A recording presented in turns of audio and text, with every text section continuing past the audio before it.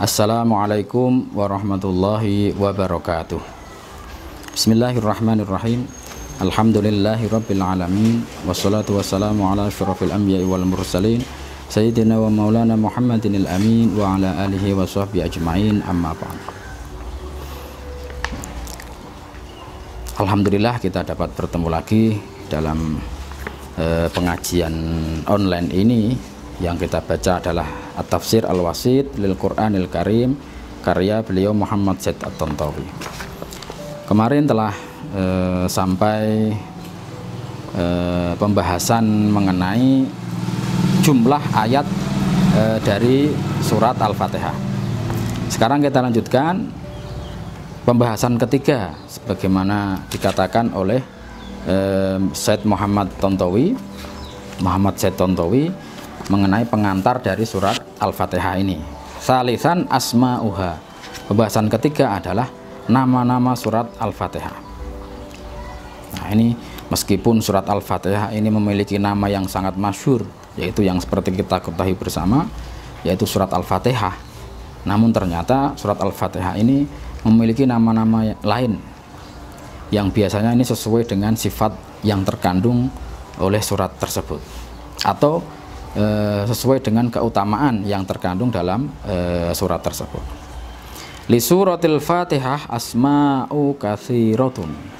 Beliau mengatakan surat Al-Fatihah ini memiliki nama-nama yang banyak. Jadi apa yang disebutkan oleh beliau di sini nanti hanya sebagian, tidak semuanya. Jadi sebenarnya masih banyak nama-nama dari surat Al-Fatihah. Min asyhariha, termasuk yang paling masyhur antara nama-nama surat Al-Fatihah adalah yang pertama Al-Fatihah au Fatihatul Kitab.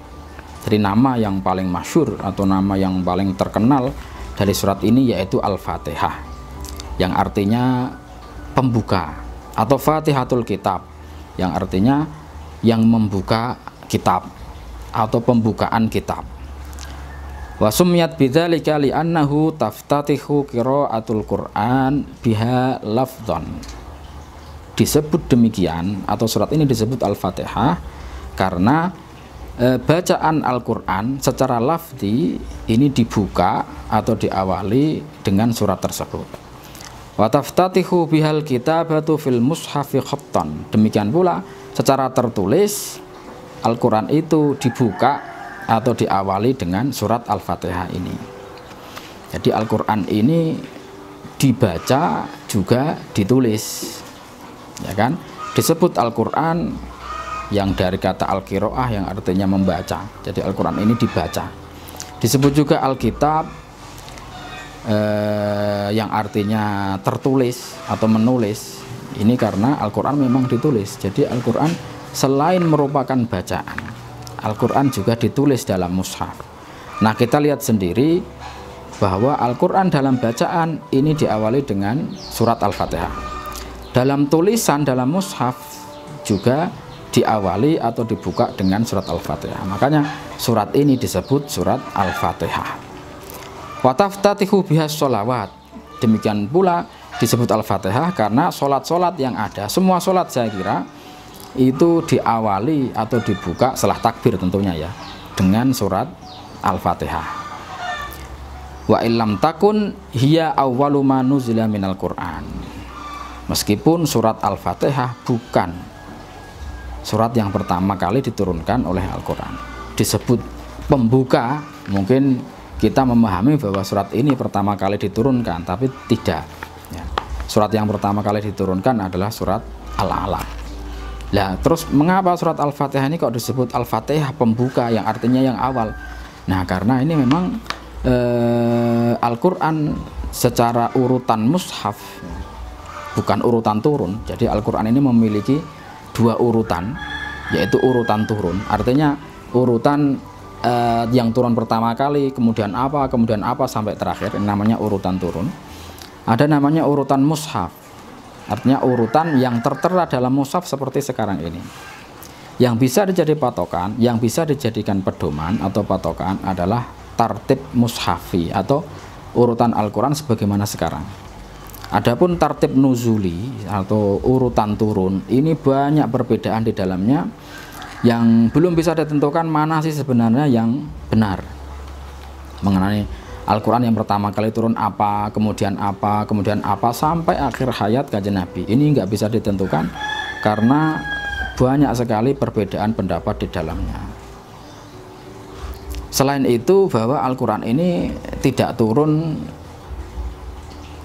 tidak turun per surat. Artinya Al-Quran ini turunnya tidak tentu. Kadang satu surat, kadang beberapa ayat, kadang beberapa surat juga. Jadi nggak tentu. Jadi kurang bisa diketahui atau susah untuk diketahui urutannya itu sebenarnya bagaimana. Makanya yang paling bisa dijadikan patokan adalah urutan mushaf seperti sekarang. Jadi urutan mushafi ya, urutan diawali dengan surat Al-Fatihah, kemudian surat Al-Baqarah, Ali Imran dan seterusnya. Itu yang bisa dijadikan patokan. Dan itu yang disepakati oleh para ulama. Nah, Al-Fatihah ini disebut Al-Fatihah pembuka karena kenyataannya memang urutan bacaan atau urutan dalam tulisan ini diawali dengan surat Al-Fatihah. Meskipun surat Al-Fatihah bukan yang pertama kali turun. Waqat ushtuhirat bihadal itsmi fi ayyamin nubuwah. Nah, artinya surat Al-Fatihah ini telah masyhur atau telah terkenal dengan nama ini, yaitu nama Al-Fatihah, sejak pada zaman Nabi. Jadi sejak zaman Nabi pun surat ini sudah disebut dengan surat Al-Fatihah. Jadi ini turun temurun dari dahulu sampai sekarang, sejak zaman Nabi surat ini sudah dikenal dengan nama Al-Fatihah. Waqat asbaha hadal itsmu alaman bil ghalabah litilka ta'ifah minal ayat allati mabda'uha alhamdulillah wa nihayatuha waladhdallin. Dan nama ini sudah menjadi nama yang nama yang umum dipakai. Artinya ketika kita sebut Al-Fatihah, ini langsung tergambar bahwa itu adalah ayat-ayat yang terdiri dari 7 ayat itu yang dimulai dengan alhamdulillah atau diawali dengan bismillah, kemudian diakhiri dengan waladhdallin itu. Jadi ini sudah menjadi nama yang umum diketahui oleh banyak orang. Itu nama pertama, yaitu Al-Fatihah. Yang kedua, Ummul Quran awil kitab. Jadi nama yang kedua adalah Ummul Quran atau Ibu Al-Quran atau Induk Al-Quran. Awil kitab atau Ummul Kitab, induk dari kitab. Nah, ini penting ini. Jadi nama ini menunjukkan apa yang dinamakan atau menunjukkan substansi ya. Biasanya orang-orang memberikan nama atau manusia memberikan nama terhadap sesuatu ini menunjukkan apa sih sebenarnya sesuatu itu. Nah, ini surat Al-Fatihah nama lainnya adalah Ummul Quran atau Ummul Kitab. Kalau diterjemahkan induk dari Al-Quran atau induk dari kitab. Nah, ini karena keutamaan yang besar yang dimiliki oleh surat Al-Fatihah. Wa sumiyat bidzalika lihtimaliha ijmalan alal maqasid allati dzukirat fihi tafsilan. Aw lihtimaliha ala ma fihi minas sana 'ala Allahi bima huwa ahlu. Disebut Ummul Kitab atau induk Al-Quran, induk kitab atau Ummul Quran, induk Al-Quran karena surat ini secara global memuat substansi-substansi Al-Quran yang nanti akan dijelaskan secara terperinci dalam surat-surat selanjutnya. Jadi tujuan-tujuan utama yang dimuat oleh Al-Quran yang dijelaskan mulai surat Al-Baqarah sampai terakhir surat An-Nas ini dimuat secara global atau secara ringkas oleh surat Al-Fatihah. Oleh sebab itu surat Al-Fatihah ini disebut Ummul Quran atau Ummul Kitab.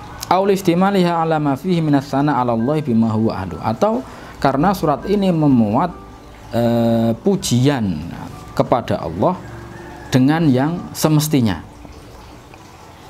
Jadi surat ini memuat pujian terhadap Allah dengan yang semestinya, artinya segala puji ya hakikatnya itu hanya dimiliki oleh Allah. Kita memuji manusia iya, akan tapi pada hakikatnya prestasi atau apa yang dimiliki oleh manusia itu ya, itu hakikatnya ya pemberian dari Allah, sehingga hakikatnya yang patut untuk dipuji ya Gusti Allah, bukan manusia itu sendiri ya. Orang itu kaya misalkan, atau orang itu pinter misalkan, apakah kepintaran itu berasal dari dia sendiri? Hakikatnya tidak. Dalam Islam hakikatnya itu adalah anugerah dari Allah. Makanya yang hakikatnya ini hakikatnya yang dipuji adalah Allah. Makanya diawali dengan alhamdulillahirabbil alamin. Wa ta'abbudu wa ta'abbudi bi amrihi wa nahyi. Jadi selain memuat pujian pada Allah, kemudian memuat juga ibadah atau beribadah atau ta'abbud bi amrihi wa nahyihi, beribadah dengan memenuhi perintahnya, memenuhi perintah Allah dan menjauhi larangannya. Wa bayani wa'dihi wa wa'idihi, dan penjelasan mengenai janji Allah dan ancaman Allah. Au ala jumlati ma'anihi minal hikami an-nadhariyah, atau maksud secara global yang memuat hukum-hukum nadhari atau hukum-hukum teoritis, wal ahkam al-amaliyah, dan hukum-hukum yang praktis, allati hiya sulukus siratal mustaqim, yaitu menapaki atau berjalan dalam sirat atau dalam jalan yang lurus. Wal ittila ala ma'arijis su'ada wa manazilil ashqiya, dan mengetahui tentang orang-orang yang bahagia dan orang-orang yang celaka. Jadi dengan kata lain disebut induk dari Al-Quran atau induk dari kitab karena secara global memuat tujuan-tujuan inti dalam Al-Quran. Jadi semua yang dimuat oleh Al-Quran, hal-hal yang dimuat oleh Al-Quran secara terperinci itu bisa diringkas atau bisa diglobalkan dalam surat Al-Fatihah. Makanya dia disebut Ummul Quran atau induk Al-Quran. Nah ini juga penting ya, biasanya ya terutama para mahasiswa atau para penulis lah, orang-orang yang menulis itu biasanya dalam tulisannya membuat semacam pendahuluan. Kalau dalam bahasa skripsi atau karya ilmiah ada namanya abstrak ya. Ini sebagai ringkasan atau sebagai sebagai inti yang itu ditulis singkat ya, yang ditaruh di depan. Nah ini saya kira ini meniru Al-Quran, meniru pola yang dimiliki oleh Al-Quran. Al-Quran memuat 114 surat.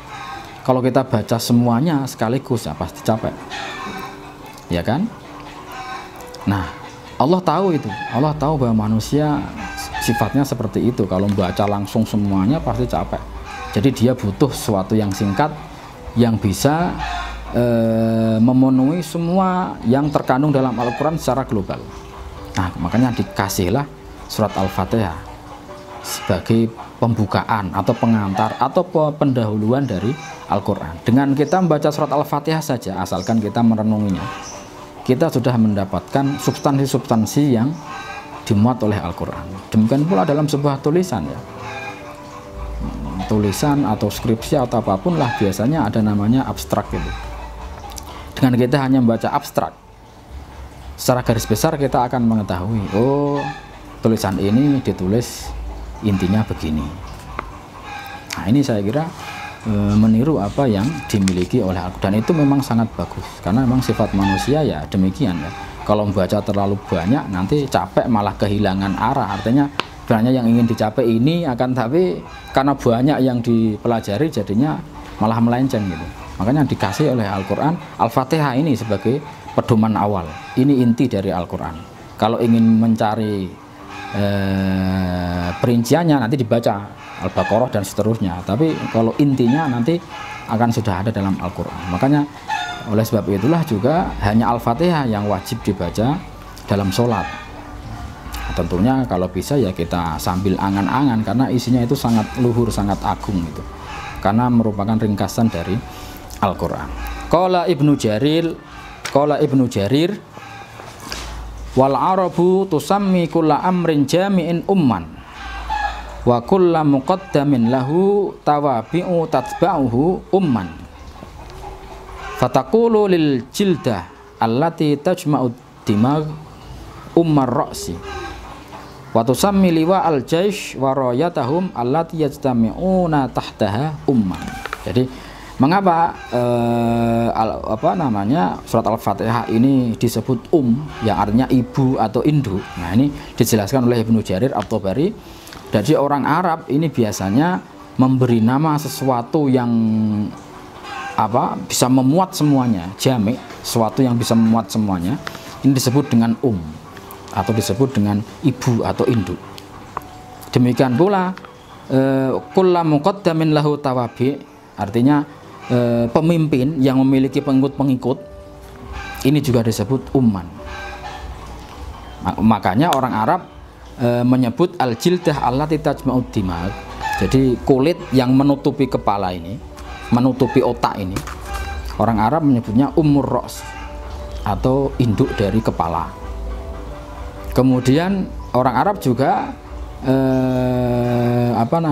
menyebut liwa'ul jaish warayatahum, atau bendera bendera tentara yang biasanya ini dipegang oleh pemimpin tentara ya. Ini disebut dengan disebut dengan induk karena dia pemimpinnya. Nah, ini juga demikian.